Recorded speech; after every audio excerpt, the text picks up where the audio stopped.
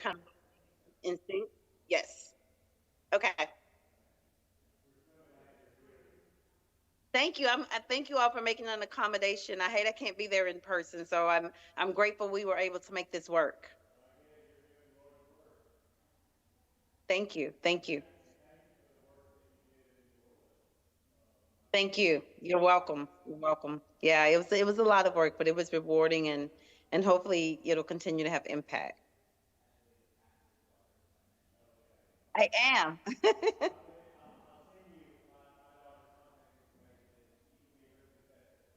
Yes. We can be PKs together.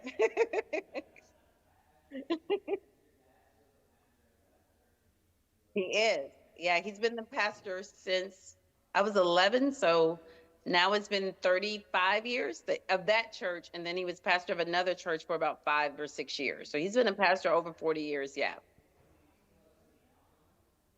No, he retired from that in, I want to say, maybe 2008. So I'm going to go off screen for 1 second just to make sure the lighting in the background is okay, because I can see the blur. So I'm going to try to weed that out. Okay. Good evening, everyone. As you can see, we have some kind of exciting technical possibilities, opportunities. And so we'll get started in just a minute or two. Ashley is going to be with us through Zoom, and it sounds like we can hear her well, which is great. But we're going to let her get her lighting done, and then I'll introduce the introducer who will introduce the speaker. Great. So just a minute. Talk amongst yourselves.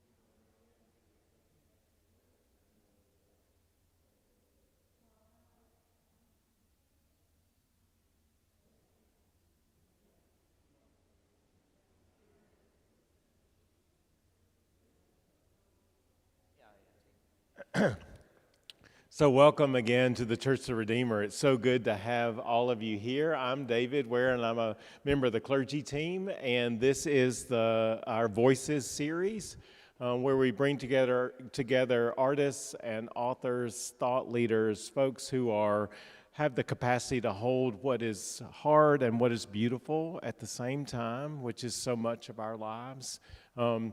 And tonight, I'm tickled to be able to hand the microphone over to a friend and leader at the Church of the Redeemer, Millicent Bain, who will introduce our speaker. Thank you, David. Good evening. I'm Millicent. I'm a member here at the Church of the Redeemer, and this is our last event in this year's Lenten Voices series, so thank you very much for coming, and to everyone on live stream, glad that you're here. So tonight, you're going to travel inside the world of Jared Fishman and Joseph Hooper's book, Fire on the Levee. I really can't recommend it highly enough. First of all, it truly is a page-turner where truth is much stranger and more disturbing than fiction. Part crime novel, part police procedural, part court drama, coupled with a totally gripping human story and offering a glimpse inside some of our most vital government institutions. But along with all of that, it's an important lesson about what happens when we marginalize or other any of our fellow humans. This type of dehumanization led to the murder and desecration of an innocent man and the brutal beatings of his companions, all of whom were just trying to help their families survive in the wake of the utter devastation and chaos following Hurricane Katrina. When humans are stripped of value, it's easier to dispose of them literally and figuratively. As the author states, the Glover case is a cautionary tale of what can happen when our institutional systems fail and the worst impulses of our humanity spin out of control. And I also want to stress that this book is filled with hope. The concept of tikkun olam, which means repairing the world, is evident throughout. And I believe repairing the world is what we do when we tell our stories and listen to one another's pain and then act with empathy and compassion. The compassion of Jared and Ashley is apparent at every step of their journey toward justice. The author quotes Dr. King, who spoke of the moral arc toward justice. Human progress is neither automatic nor inevitable. Every step towards a goal of justice requires sacrifice, suffering, and struggle, the tireless exertions of passionate concerns of dedicated individuals. So, I'd love to introduce you to Joseph, aka Joe Hooper, who is a native Baltimorean and graduate of Calvert and Gilman schools. He's made his career in New York City, where as a freelance journalist, his work has been published in the New York Times Magazine, New York, Popular Science, Men's Journal, and Elle. Joe will be joined for this presentation by Ashley Johnson, Special Agent Ashley Johnson, by Zoom, and it looks like it's working, so continue to pray that all goes well. Ashley was a rookie FBI agent at the time of the murders and was largely responsible for solving the case and attempting to bring the criminals to justice, along with lead author and Justice Department prosecutor Jared Fishman. And I'll just add that I think the FBI in the ensuing years has had the good sense to elevate Agent Johnson to lead international operations at FBI headquarters, where she is one of only 3 Black women currently in the Bureau in the Senior Executive Service, the highest level of government civil service. And she's generous enough with her time to join us from parts unknown through the miracle of modern technology, and we're so grateful to have them both here with us tonight.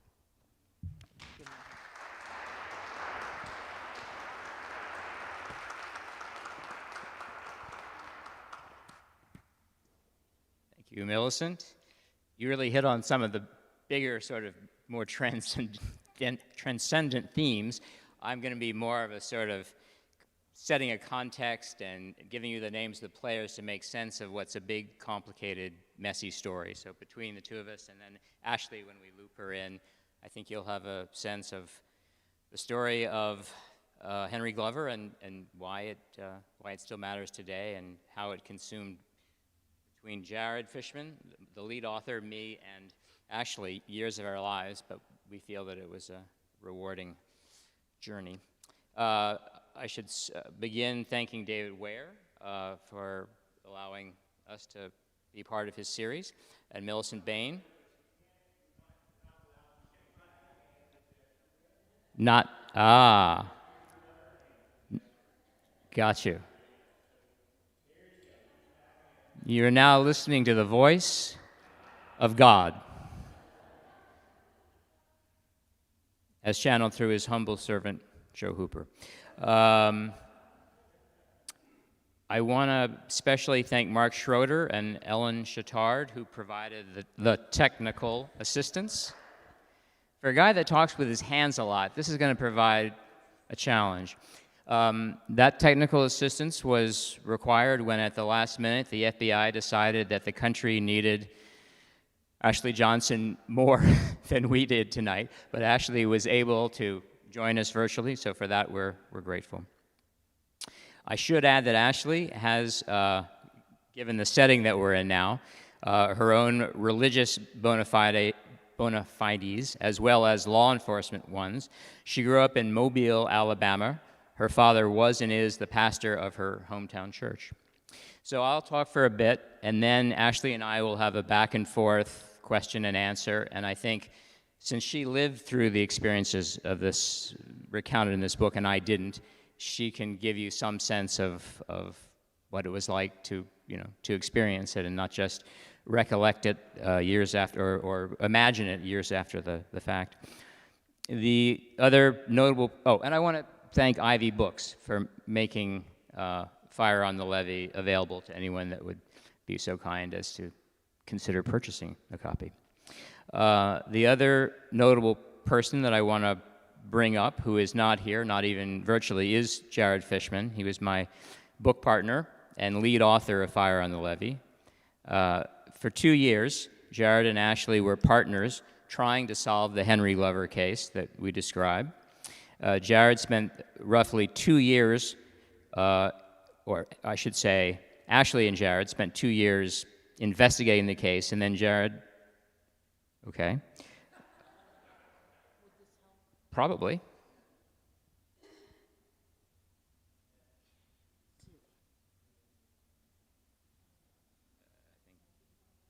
I'll lean forward. Okay.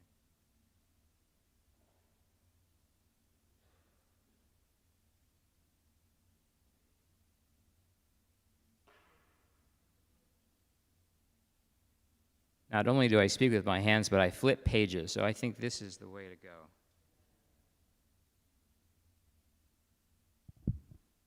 Here, I'll let you...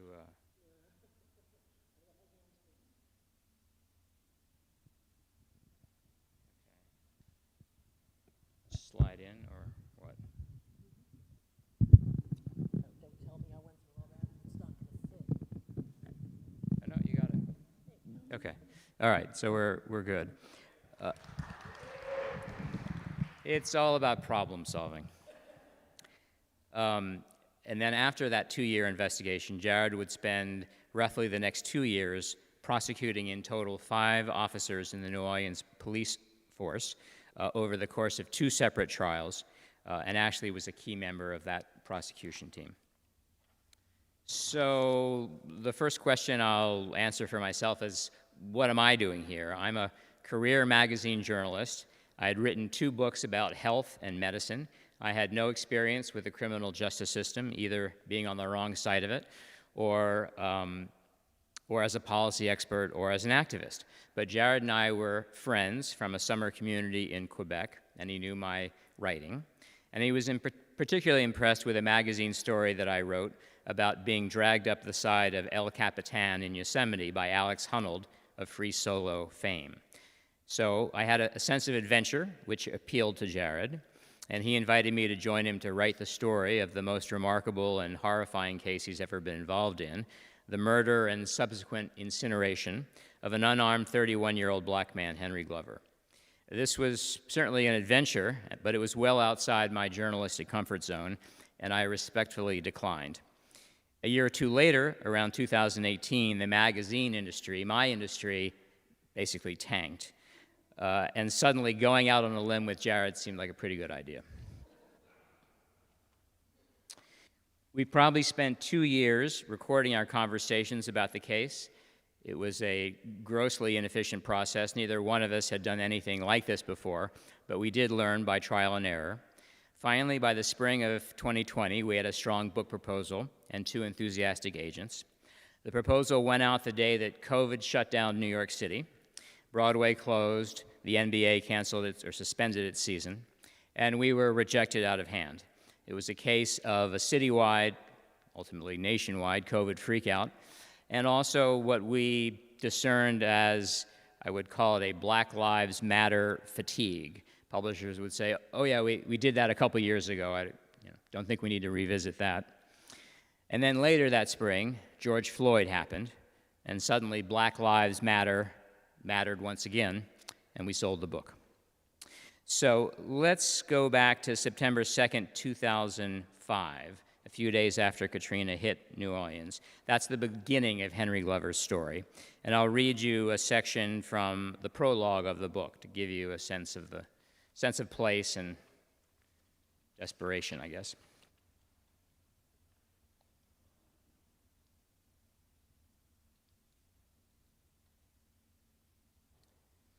On August 29, 2005, Hurricane Katrina slammed into New Orleans, causing protective levees to breach and submerging 80% of the city underwater. Though most of the city's residents had heeded evacuation orders and left before the storm hit, those who stayed, the poor, the sick, the stubborn, found themselves living in a city drowning in toxic lake water, fouled with sewage, petrochemicals, and death. Algiers sits on the west bank of the Mississippi, and owing to its higher elevation, did not flood after the storm. Though the hurricane's high winds and torrential rains felled trees, damaged roofs, and shattered plenty of windows, Algiers was spared the devastation of much of the rest of the city.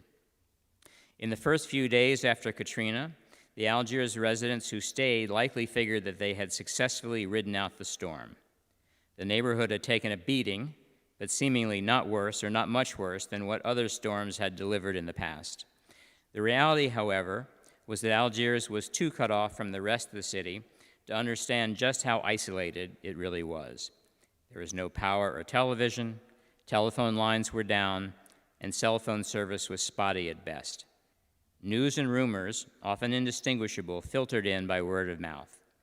Few in Algiers could fathom that on the other side of the river, most of New Orleans was underwater, and unlike after past storms, essential city services would not be coming back anytime soon. As the days dragged on, an unsettling thing about Algiers was the desolation. The few remaining people seemed lost in their own neighborhoods. One resident, an officer with the New Orleans Police Department's 4th District, which patrols Algiers, later compared what she saw to a horror movie. Quote, everybody was just walking around like zombies. The street looked like a ghost town. In the first days after the hurricane hit, law enforcement had been widely regarded as heroic by many in New Orleans. The local police traveled city streets that had been transformed into murky canals in their small boats, plucking residents out of their attics. The National Coast Guard hovered over houses in their helicopters, lowering metal-framed cages down to citizens stranded on their rooftops, withering under a brutally hot sun. But as the days passed and incompetence and political infighting bogged down the government relief effort, the mood on the city streets turned ugly. Looting became rampant.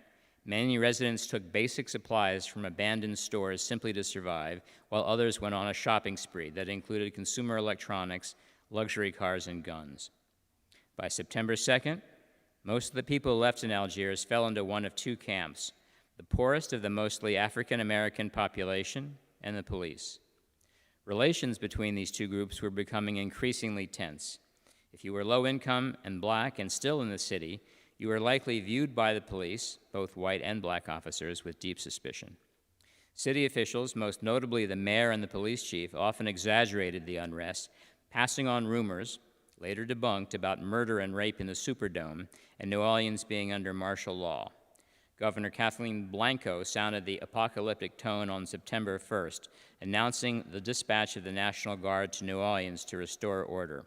Quote, these troops know how to shoot and kill, she proclaimed, and they are more than willing to do so if necessary, and I expect they will, unquote. New Orleans began to feel like a city under military occupation.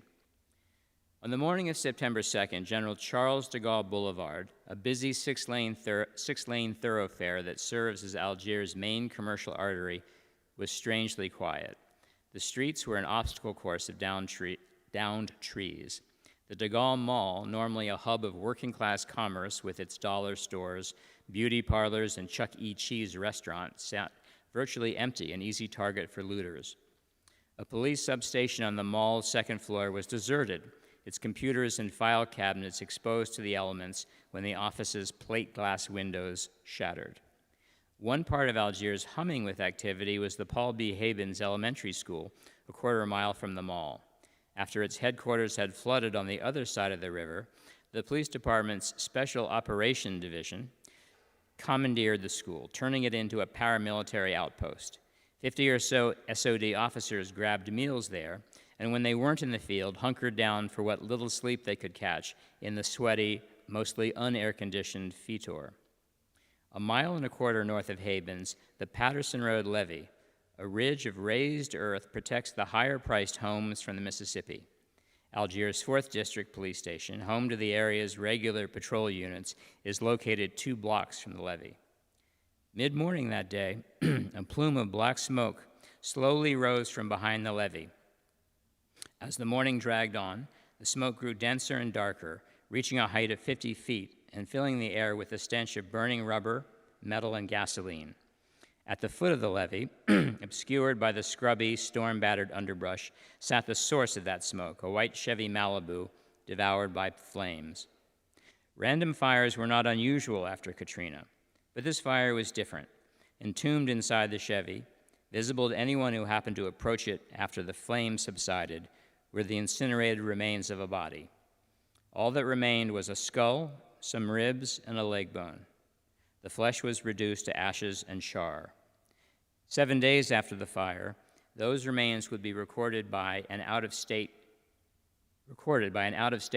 retired corrections officer who came upon the scene and shot an impromptu video. Later, he told an interviewer, quote, "The magnitude of the way the body was destroyed was telling a story.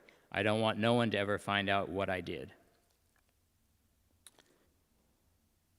So that's the sort of grim setup to the crime and the book that we wrote about it. If I were to pick up the story from on that day, earlier in the day that culminated in a burned body and car being dumped by the levee, we would find Henry Glover and his family deciding to leave New Orleans. He had stolen a truck from an abandoned auto parts store. He picked up his best friend, and they went to a local strip mall to pick up 2 suitcases of travel supplies stolen from a deserted home goods store. The material was stolen by 2 friends who were planning on taking the trip with the Glovers. People can argue with the morality of that, but in Henry's mind, it was simply survival. Henry was shot while he was standing in the mall parking lot, a single shot from the 2nd floor of the mall breezeway. It pierced his back and torso. 3 friends immediately came to his rescue and drove him to a nearby police barracks where they hoped to find emergency medical assistance. Instead, Henry's 3 would-be rescuers were beaten by the SWAT cops, and Henry, if by then he was still alive, was allowed to bleed out in the back seat of the car. One of the officers drove the car out of the barracks, Henry's body still in the back seat, and that was the last time anybody saw Henry Glover. He had effectively been disappeared. That's something we might associate with military juntas in South America in the 70s or the 80s. Not something that we would imagine occurring in our own country, but it did. The car and the body lay obscured behind some underbrush by the levee for about 2 weeks. Finally, a federal agency arrived and collected the remains and brought them to the coroner's office. 6 months later, the office determined Henry's identity, finally, when the family brought a DNA sample to the morgue. What happened would probably still be a mystery to this day had it not been for investigative reporter A.C. Thompson, who had gone down to New Orleans about 3.5 years later, in 2008, to piece together accounts of lethal police abuses in the wake of Katrina. Thompson was spending a lot of time in the coroner's office going over autopsy reports, and he came across one that was quite strange. It was a skimpy report that detailed the remains of a body that had been completely incinerated, but the report had never been handed over to the New Orleans police, which struck him as unusual and suspicious. The journalist wrote up a story. It was published in The Nation. It contained plenty of suspicion, but no hard evidence that the police had committed either the murder or the burning. But it was enough to catch the attention of the Civil Rights Division in the Department of Justice in D.C.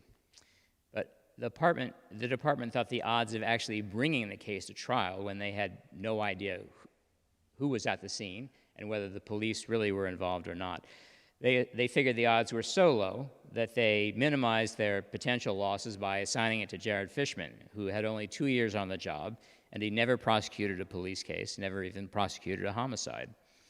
And he was teamed up with a New Orleans FBI agent who had even less experience than he did. That would be Ashley, fresh out of the FBI Academy. So, as the book details, it was a 2-year investigation, and then again, Jared's prosecution of the 2 trials. Jared ultimately prosecuted 5 NOPD cops and convicted 3. The first was the officer who had shot Henry. In this officer's mind, from all that we can gather, he felt he was protecting his city against the looters. It was us against them. It was a sort of paramilitary ethos, and he tried and failed to convince a jury that Henry had inexplicably put down the suitcases he had come to collect and was prepared to rush up the stairs and attack him and his police partner. But he failed in that endeavor and was convicted. And then the officer who burned the body, also convicted, and a third officer who had participated in the departmental cover-up that followed the actual crimes of violence. He had lied to the FBI, that is, lied to Ashley. So 3 out of 5 convicted. It was considered an extraordinary achievement. However, it wouldn't last. 2 to 3 years later, there was a second trial. The famously conservative Fifth Circuit Appeals Court ruled that David Warren, the shooter, had not received a fair trial since he had been tried with the other 4 officers who were being prosecuted for their role in the cover-up, a cover-up which implied a crime, which was, they argued, sort of prejudging the guilt of David Warren in the first place. So in the end, the only officer who did hard time was the one who burned Henry's car. Either he was following orders, or he knew what his superiors wanted him to do and did it. So this man took the fall. He served most of a 12-year sentence for burning the body of a dead man. But the department as a whole escaped judgment. So, one man, one family, one tragedy. I know Jared has wondered whether all the time and resources that were poured into this was the most effective way to try to bring reform to assist to a broken law enforcement system that desperately needed it. But those were the tools that he had at hand. And fortunately, the Glover case, as well as several other high-profile cases of lethal police abuse against mostly black men in New Orleans, had created such a controversy and a horror in New Orleans that it created the wherewithal for a new reform-minded mayor, Mayor Landreau, to come in and enter into a consent decree, which I know Baltimoreans are familiar with, but a consent decree, a collaborative arrangement between the DOJ in D.C., the New Orleans judiciary, and the police department to reform the department, all the way from hiring procedures to training to use of force requirements. And that was, I would say, at least a qualified success. When Jared and I went down to New Orleans in 2022, which was we had almost finished the book, but it was the first time that it was feasible to go down after COVID had relaxed its grip somewhat on the city. And we had a good conversation with the civil rights lawyer Mary Howell, who, for those of you who've seen the David Simon HBO show Treme, the Melissa Leo character was closely modeled after Mary, and she's been a force in civil rights defense work in New Orleans for many decades. And I remember she told us, we'll never know the abuses that wouldn't have happened had it not been for that consent decree. The trip was, I would say, a bittersweet experience. The reforms brought on by the consent decree worked. There were far fewer complaints of police abusing citizens of civil rights violations. However, the police appeared not so good at preventing crime. I would say mostly that was the effect of COVID, which every city in America experienced. And then COVID, and then post-COVID, there was the crime waves that we're all familiar with, and there was a sense of demoralization of the police force. The department lost officers at an alarming rate, and the consent decree became kind of a convenient scapegoat. And it was expensive, and one could make a reasonable argument that maybe it had outlasted its welcome. But it was kind of an irony that the great policy reform that was set in motion by the Henry Glover cases and several other cases, was now being blamed for crime in New Orleans.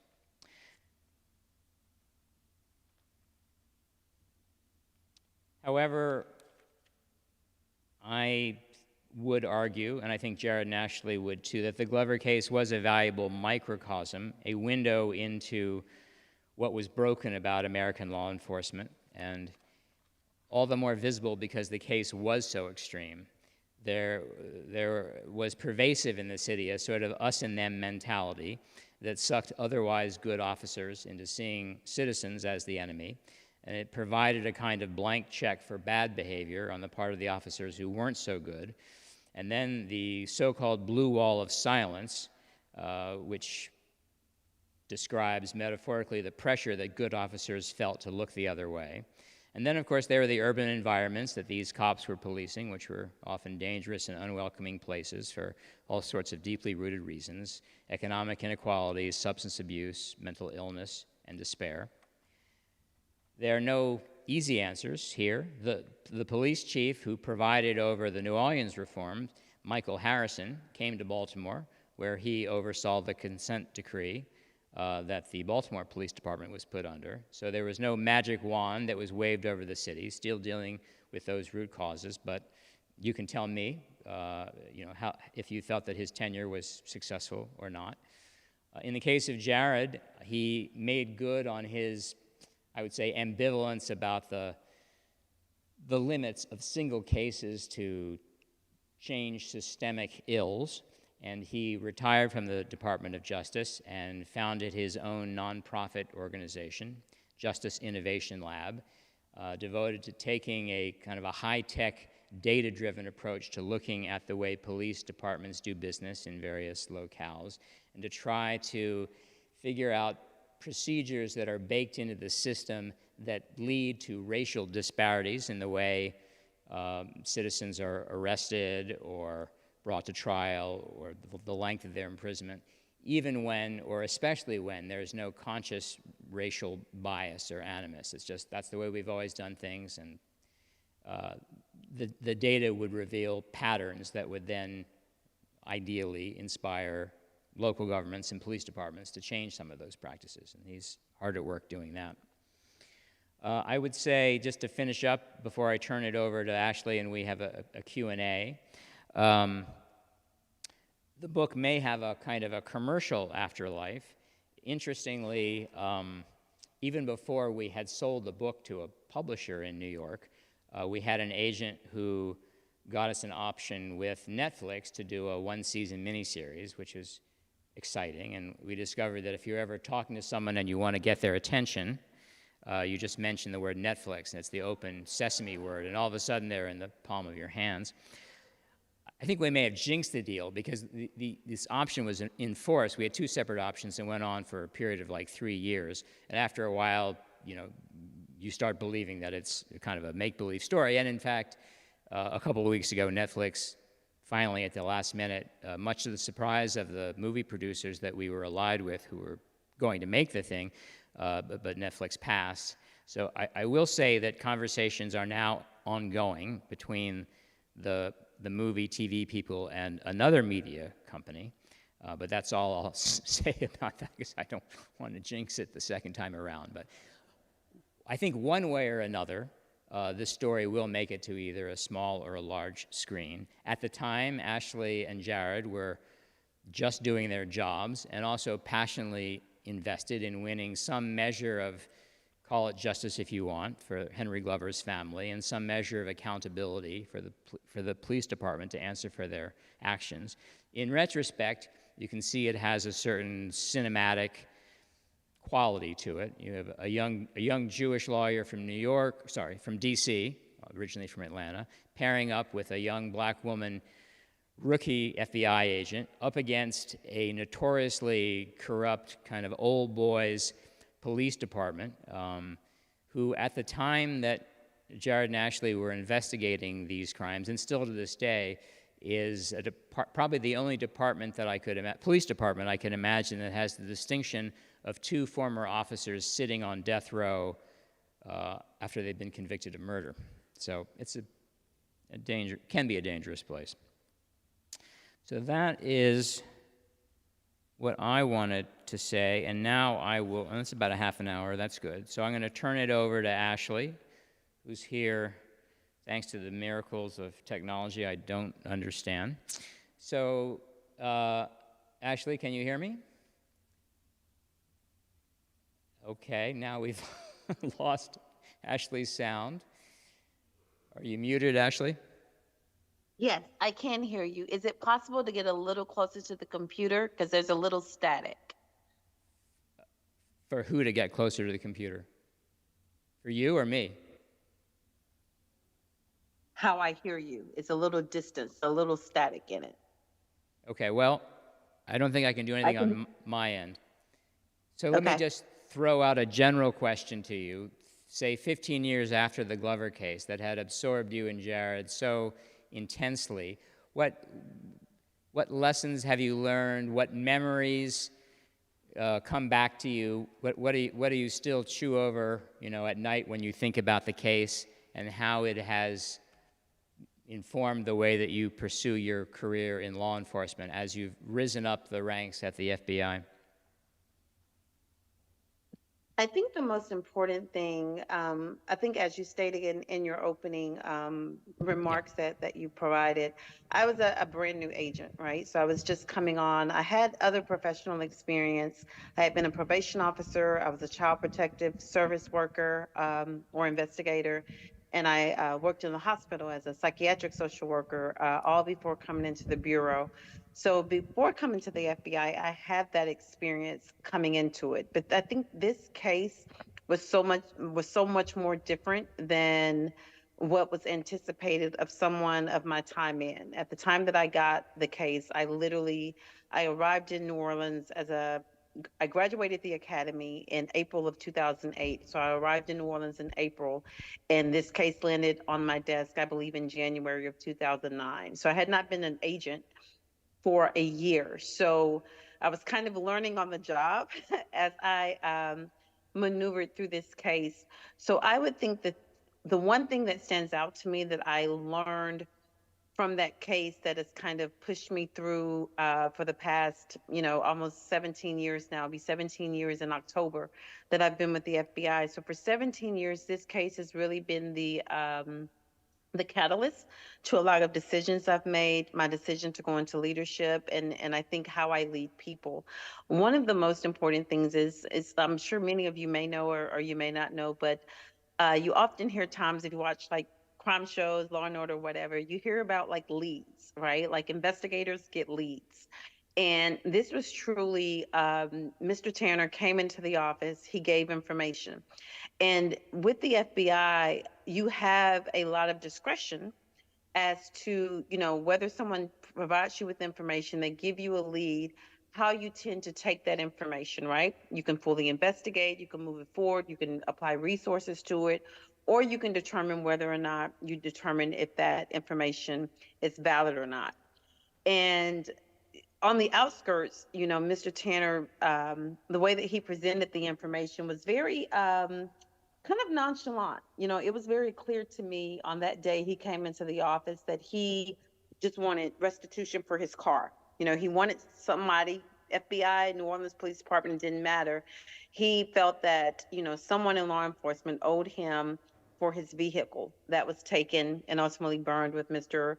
Glover's body in it.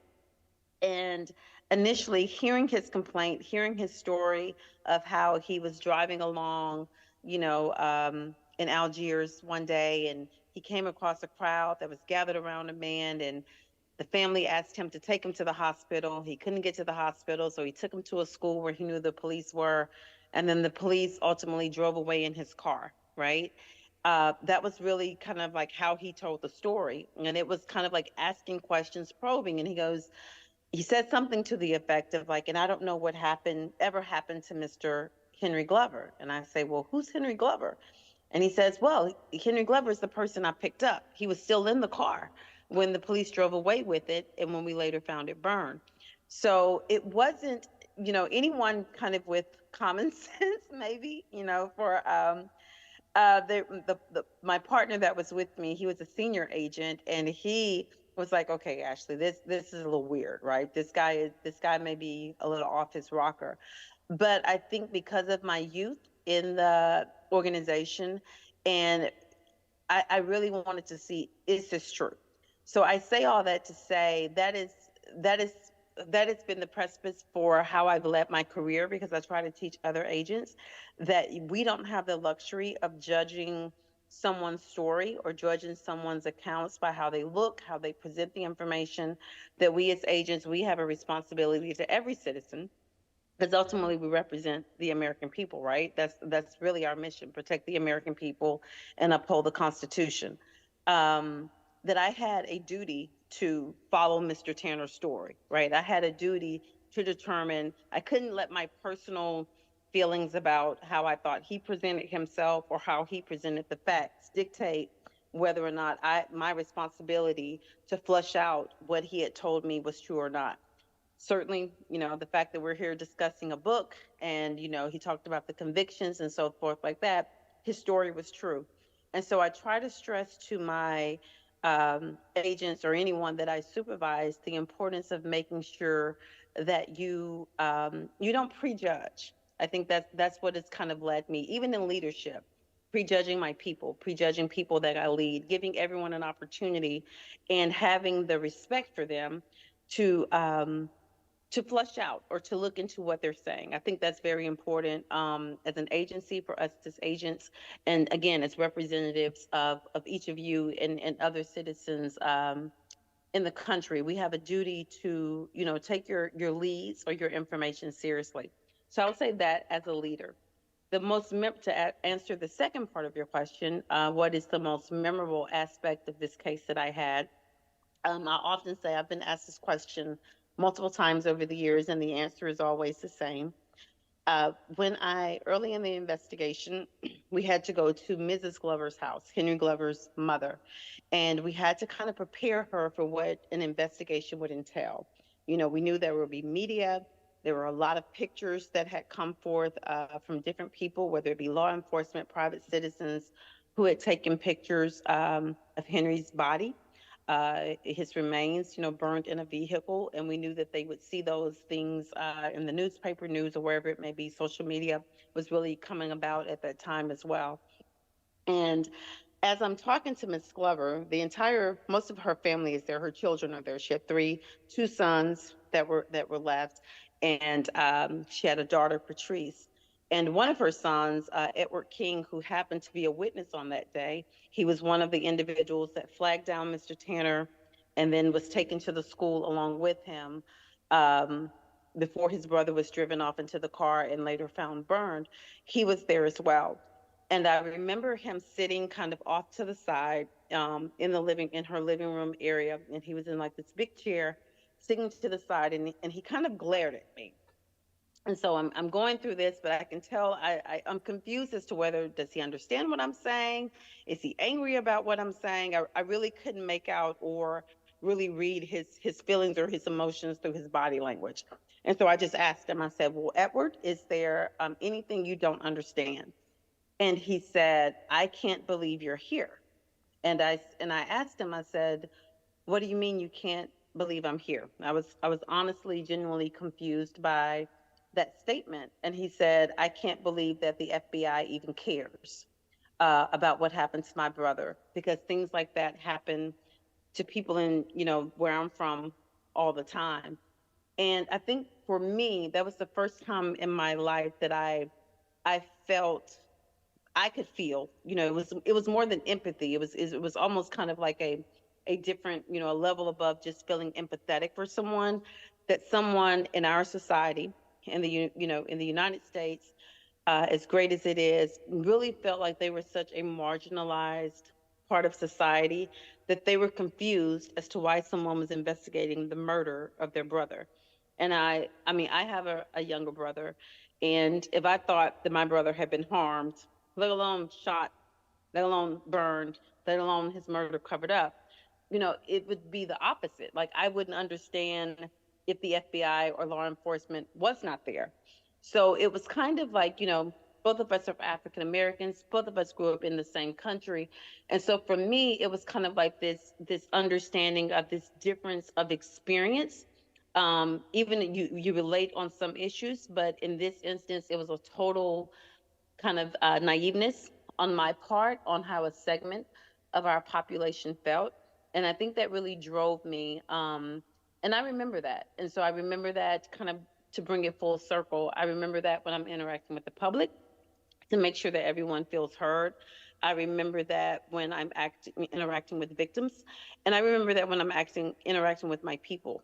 The FBI has many positions. The agent is the most popular, right? Everyone knows the FBI agent, but there's so many other positions. So when I have a team, I always kind of remember that, and I make an effort to make sure everyone feels valued and everyone understands that they have the same responsibility and they have the same value added into what we're trying to accomplish.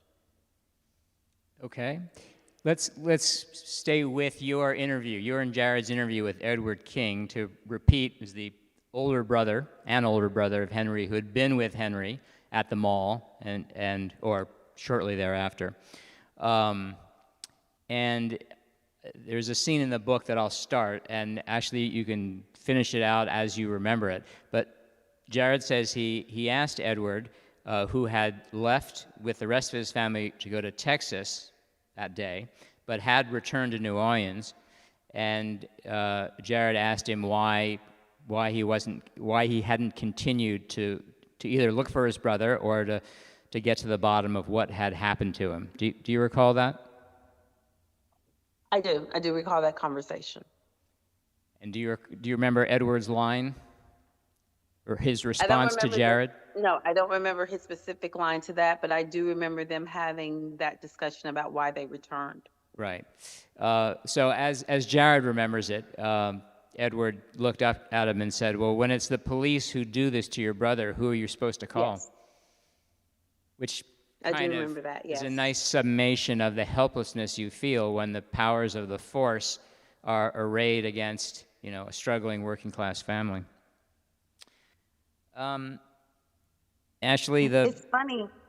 I'm ahead. sorry. I just want to interject. It's funny. When you said that, I didn't remember off, immediately when you referenced that. But when you say that mention that statement, I definitely recall that. And that happened in 2000, and that was 2008, 2009, when that interview would have happened. I want to say it would have been 2008. I mean, early 2009. But it was, if you all recall, fast forward to 2020, when there was a witness on the stand for George Floyd, and he made the same statement. He said, how do you call the police on the police, right? And so that does stand out to me, because you're talking 12, 13 years later, and you still have some of the same social issues that and the same questions, right? Yeah. So different circumstances, different places, different times, but the similarities are very striking. I think the context for that interview, you and Jared interviewing the older brother, Edward, is instructive. You'd visited him in jail. He was in an orange jumpsuit, his legs were shackled, and he was in jail for non-payment of municipal fines. which gives you a sense of a kind of tiered sense of justice, that if you're at the bottom of the pecking order, it doesn't take much for the authorities to flex their muscles and to take you out of circulation, and difficult to fight back. I think I wasn't as surprised as maybe Jared was about that because prior I had been a probation officer. And so I knew individuals who had been, some of, the people that I supervised, they had been incarcerated for a significant amount of time for what we would consider a minor traffic ticket. And they weren't necessarily incarcerated for the traffic ticket. They were incarcerated because they couldn't pay it, right? So you would have someone who maybe had a $50 fine, and after, so many fees, maybe it's $200, but they don't have the $200 to pay it. And so they're in jail for months and months and months and months because of that. So I don't think I was as surprised or shocked by that, maybe as Jared was. Right. But for many of us, we would think, we were reading in our European history book about debtors' prisons in England, in the 1700s, and that it wouldn't have much resonance today, but we'd be quite wrong. Actually, I wanted to ask you about the racial dimension of the case, which is unavoidable. You had 5 white officers charged with crimes against 1 unarmed black man. But my question to you is, what was the sort of social dynamic at the New Orleans FBI? Here you are, a young black woman in an overwhelmingly white male agency, investigating crimes committed by police officers who, in some cases, were personal friends of the senior agents in your office. That's a pretty tricky tightrope to navigate. Looking back on it, what were your thoughts? Looking back, I mean, so let me start like being in the midst of it, right? So I was the only black female in my academy class. I was, a lot of times I went to the University of South Alabama, the University of Alabama. There were times I was the only black female in like a auditorium class. So I think that it wasn't always as jarring for me as maybe other people who may experience, and not just being a black female, but anyone who's ever kind of like experienced something where you kind of look around and you're the minority, whether you're the only woman in a situation. A lot of times at the FBI it is. There are 3,300 female agents total, regardless of race. There are 3,300 female agents, but there are a total of 14,000 agents. So you think about, I'm not, that quick at math, but if you did 3,300 and took out the percentage of 14,000, you would see the minority representation in that. So to come to the office in New Orleans, I don't think I was hypersensitive. I think it's a good word, to the fact that maybe I looked different. I was different because I think a part of me was accustomed to that. I was in law enforcement before. So I understood kind of that dynamic. Law enforcement is predominantly a male dominated profession. And so the FBI is kind of no different than if you look at large police departments or so forth like that, if you look at the statistical aspect. So in the time, I guess sometimes it didn't immediately dawn on me that, certain actions or certain things that were being said or done were because of my race or gender. I always attributed it to my youth. And when I say my youth, not necessarily my age, but my youth in the Bureau, right? I was a new agent.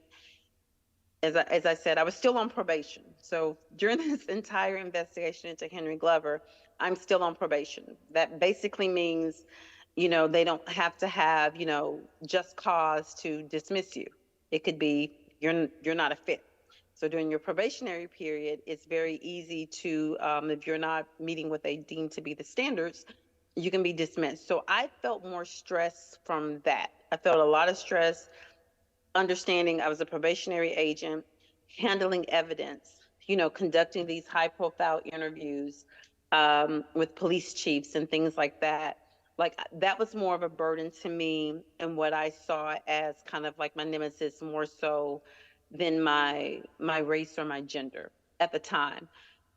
Reflecting back and understanding the dynamics of the police department, understanding the history and the culture of New Orleans within itself, I certainly understand that, statements that I kind of maybe overlooked or actions that I maybe did not understand at the time, that likely, there was an association. I'll put it that way. There was an association that maybe I didn't recognize. There were times where, people wanted Jared and I off the case, but it was always because, they're new and they're young, and they don't have the experience to carry out this level of investigation. This case was carrying national attention. So I always thought that it was my lack of experience as an FBI agent that kind of drove a lot of it.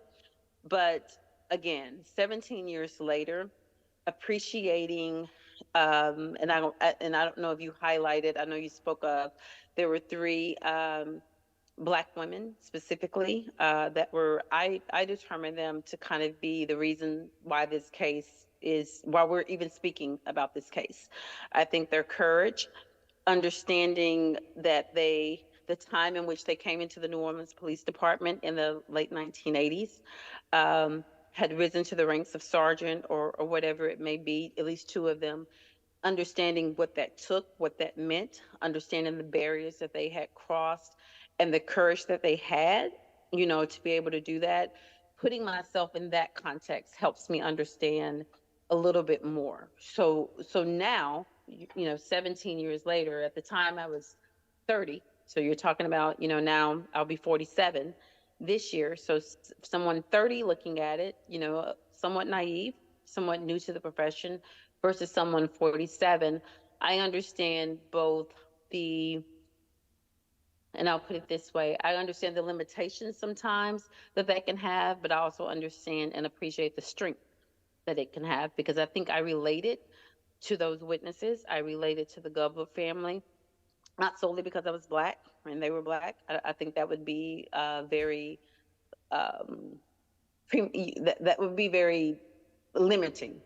But I think because I had not just that, but my background, um, having different family members, understanding the dynamics, understanding the language, understanding the logo, understanding the slang, all of those things work to my benefit. So I think maybe in 2008, I didn't lean into all the times that my diversity really was a strength, so I didn't maybe make it as advantageous as I could.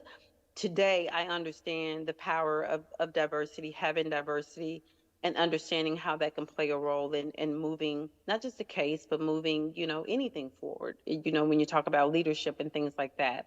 So I see it as a strength more so than just kind of something that may not be as relevant as it probably was, and I was just too not naive at the time to really fully grasp that. Just talk a little bit about one of those Black women police officers that plays a larger and larger role in the prosecution, Linda Howard, who was the partner of David Warren, the officer that pulled the trigger and murdered Henry Glover. In the beginning, she was this emotionally fragile person. She did not voluntarily come to the police or the FBI to say what she had seen. She'd gotten the message that that would not be welcome, she would not be believed. But by the end of the prosecution, she had become this very strong, forthright witness for what had happened. And she was operating with the knowledge that then or any time in the next number of years, she could be taken out by a fellow officer who wanted retribution for her having violated crossed that thin blue line, or I should say the blue wall of silence, and to live with the weight that you may be signing your death warrant and still do what she did. I know Jared has said only years later did he appreciate what that took. But I know you had developed a good relationship with Officer Linda Howard, And Jared and I visited her when we went down to New Orleans in 2022. Just some thoughts about her role in the case and your relationship with her. Yeah, and you're speaking about Nina, correct? Or Pernella Simmons? Yep. Okay. So, Sorry, so yeah. So my the question first was about time Linda, that Linda Howard. so Nina is who I was really referencing. She and Linda Okay. Howard, but specifically her. Nina had risen. She had joined I'm sorry, not the FBI. She had joined New Orleans Police Department in the mid 1980s.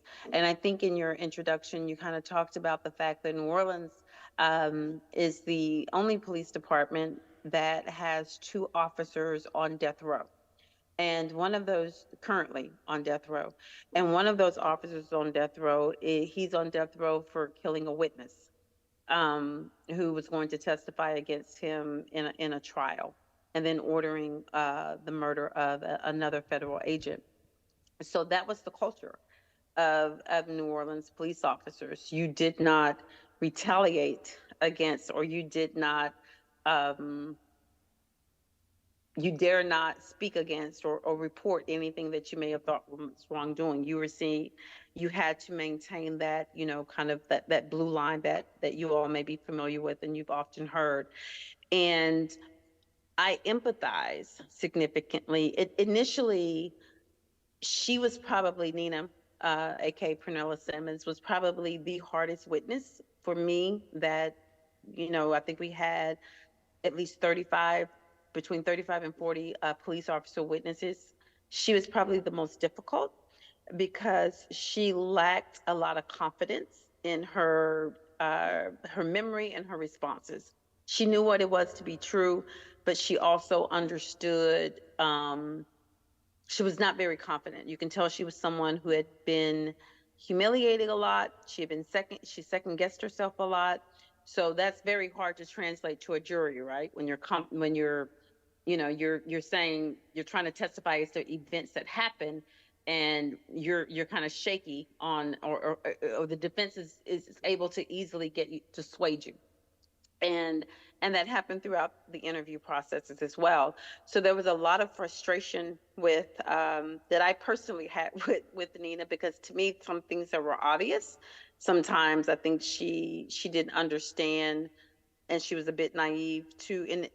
And I don't know if that was like a defense mechanism that she had developed over the years to kind of remove herself, or isolate herself. So the naivety was really a way to survive. Um, but it took time. And so again, kind of reflecting even through the case, not even, as far as today, but even through the trial and the so forth, I understand why she initially thought that she needed to cover up, or she needed to be part of the blue line, right? Because that's what it was. When she lied to that grand jury, when she said that she had not reported, that she had not seen Henry in the back seat, when she said that she had not reported that to anyone, I think that was her initial gut, that I'm part of the blue line, I'm part of the family, I'm part of the team, and this is what I have to do to protect the team. But I want to say it wasn't from the time she left that grand jury and then she went down to her vehicle. So the time it took her to leave that courthouse, take an elevator, get to her car, and get outside, she called her attorney, and within 15 minutes, she called Jared back, and she said, "I want to tell you, I just lied to the grand jury."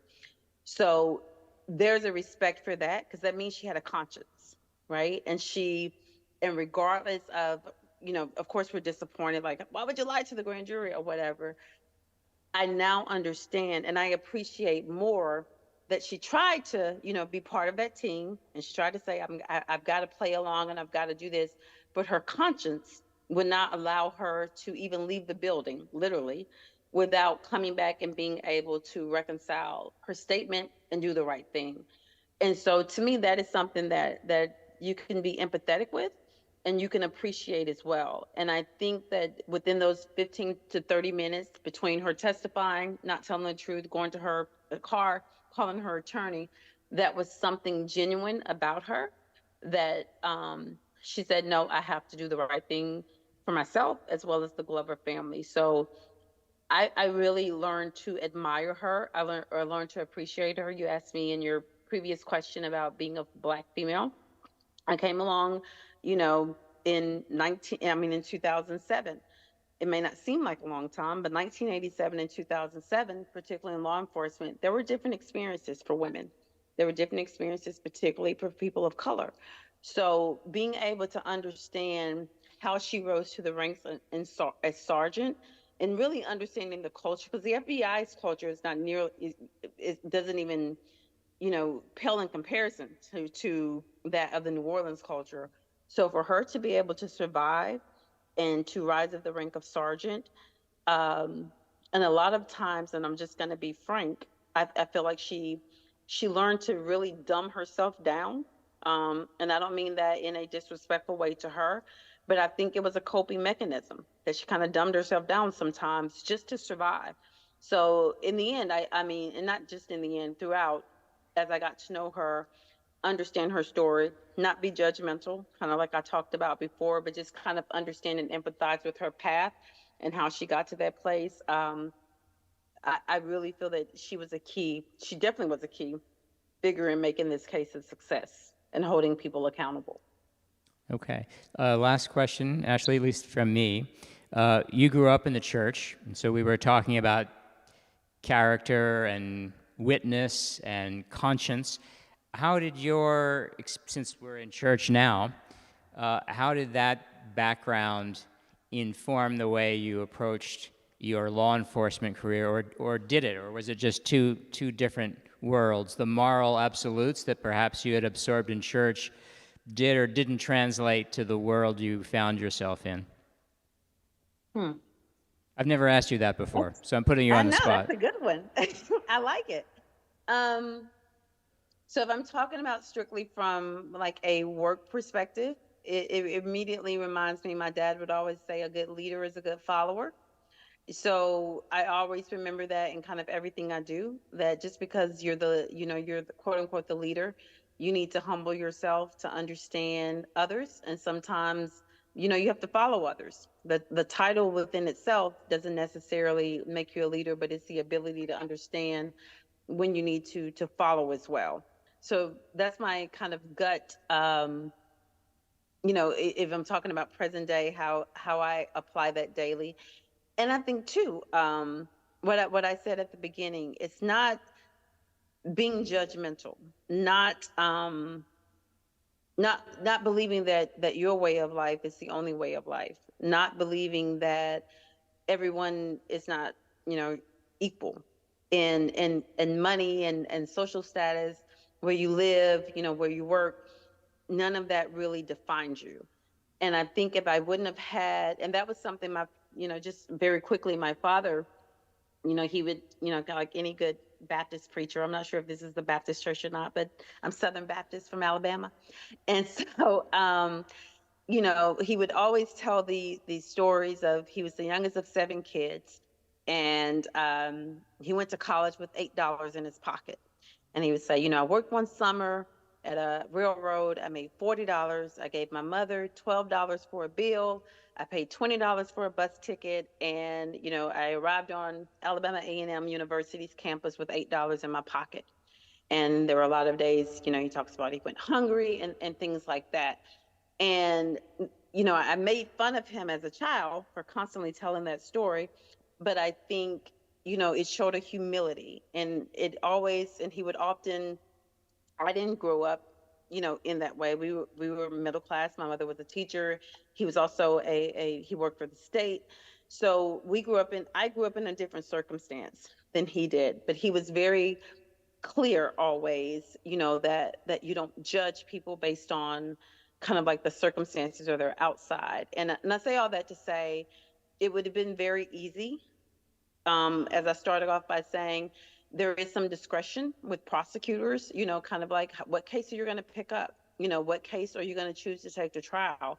And that comes from the testimony, that comes from the people. It would have been very easily to dismiss Mr. Tanner, right? It would have been very easy to say, that doesn't sound right. The police wouldn't burn a car and kind of move on. And that's what the police were banking on. They were banking on the fact that these were individuals They were marginalized from society. They were poor. They lived in, the housing project. They didn't have any influence. They didn't have connections. They said Edward King was in jail. So, you have someone with a jail record. They were banking on the fact that these individuals would not be believed, right? Because of their circumstances and things they had done in life that society may deem them to be not credible. So I think not being judgmental is one of the key things that influences, my church upbringing. Like I said, the teachings from my dad, that I think helped me a lot in being a leader in the FBI, and certainly being the lead case agent on the Glover case. Okay, I'll just close with a quick thought. Listening to you, it made me think of the other officer that I'd asked you about, Linda Howard, who did testify forthrightly and at great personal cost. And Jared and I were talking to her in New Orleans in 2022 and asking her about her years on the force. And she said, what was most important to me is that you get called out to some sort of scene, something's going on, and you're slapping the handcuffs on someone. You can still treat them with respect. You can do it in a way that doesn't take their humanity away. And we were kind of stunned by that. But we thought, that's taking the first steps away from the us versus them, the war of all against all, when you can do your job and still see the other person as, not as the other, but as a brother or sister who's in a bad situation, and handcuffs with respect. It's a strange idea, but it stuck with me. If there are any questions from the audience or David, we can wrap up with however you want to do it. Yeah, it'd be great and well, first, thank you so much. My goodness, Ashley and Joe. Thank you.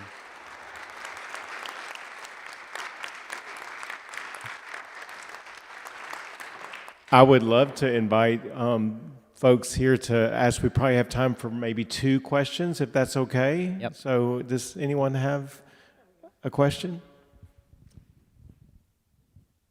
Ashley, what was the piece of evidence that kind of sealed the case and convinced the prosecution to go forward?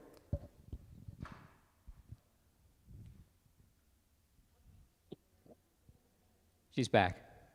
Ashley, did you hear that question? Should we ask it again? I did not hear the question. And that when you see me take away from the camera, I'm trying to make sure I hear the microphone, but could you repeat the question for me, please? Sure. What was the piece of evidence that you feel like sealed the deal and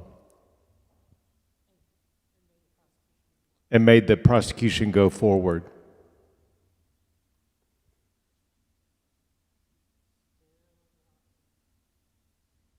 What are you aware of a piece of evidence? This is great. I'm sorry. I'm chuckling at myself because you're trying so hard. Bless your heart. The question was about whether there was a singular piece of evidence that sealed the deal and made it so that the prosecution went forward.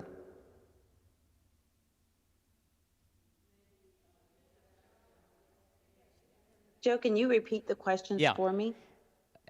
Was there a If the single question's for me, piece please. of evidence that sealed the deal that gave you and Jared the confidence to move forward and bring on the indictments and go to trial? And it's your question, but the name that in my head is Lieutenant Meisch.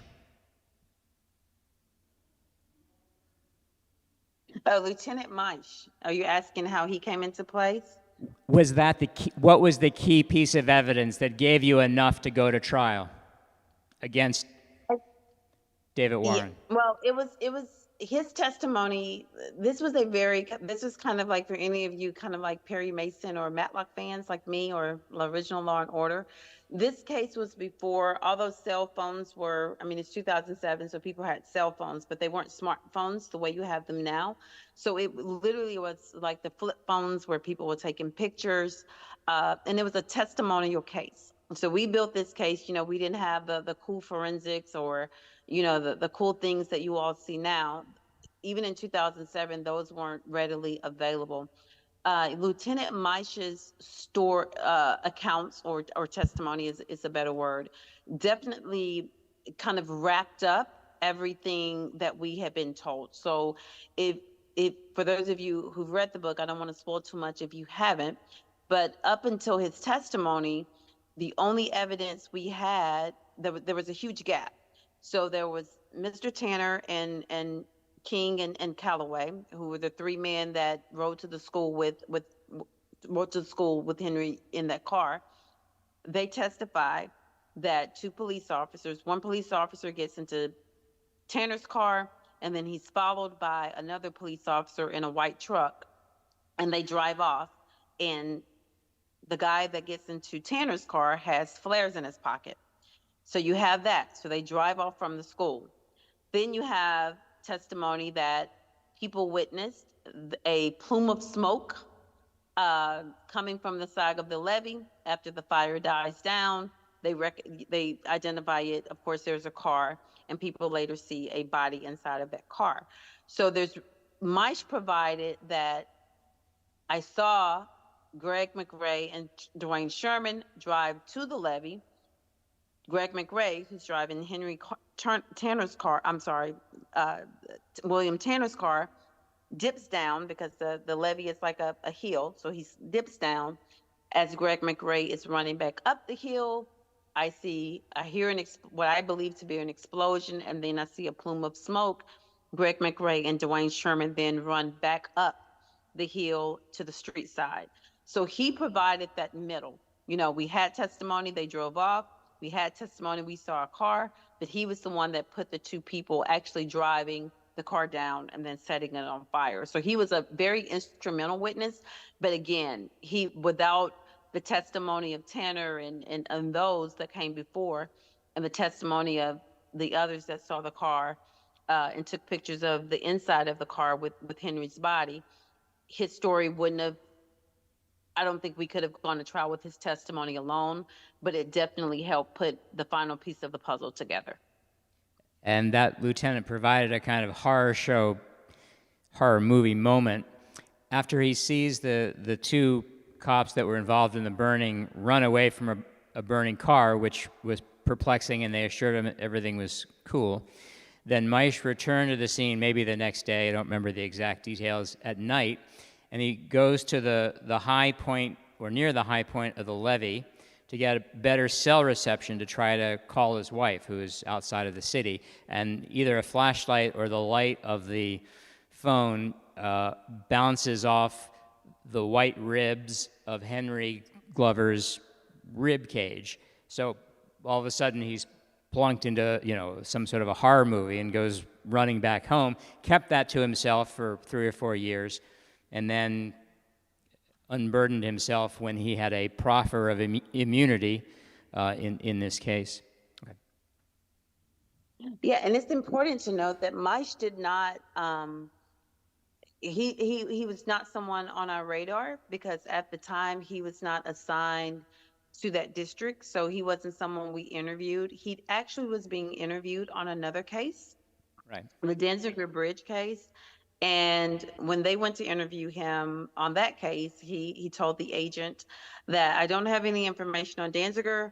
However, I do think I have some information on the Glover case that you all are investigating. So that's how we were able to ascertain his testimony. There are a lot of characters, a lot of names. It's a little inside baseball maybe, but the remedy to that is to buy a copy from the Ivy people. Right. It will all be clear. Right, and I want to encourage every one of you to go. I've read it, it's amazing, and they're for sale at the back of the church. Joe, Ashley, thank you so much.